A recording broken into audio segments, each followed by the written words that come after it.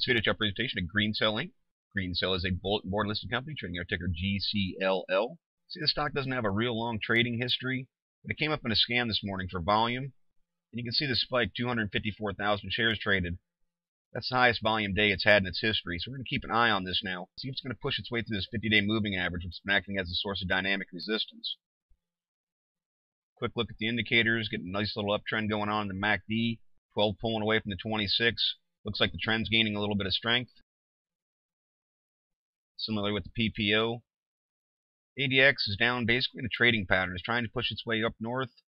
See a little bit of an uptrend to it. Positive DI coming right along. It's taking on a bullish look and could be heading into a nice trend as well, adding some strength in the direction. Nice look to the MFIs, holding that middle of the road area. All three turned up north now. Good buying pressures coming in. You can see that also in the accumulation distribution.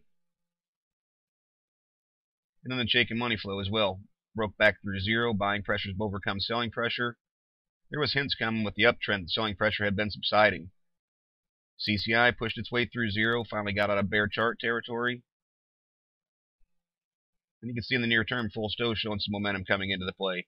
Still down real low, and a critical point for it is to push through 50. That's something technical traders will be looking for in the future. Nice look to the tricks as well. Found itself a base. Just dropped its first bullish cross. Still a ways away from zero. But again, you can see this chart's trying to come off a bottom. So it's kind of to be expected that the indicators are going to be somewhat bearish positions and trying to make a turn. RSIs also pushing through 50. Still early on, but a nice look. Some interesting things about this chart. It's a very strong support level at 60 cents.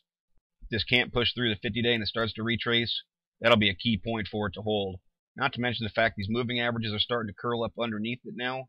So we'll see if these short-term moving averages can put together some sort of uptrend and help add dynamic support to the candles.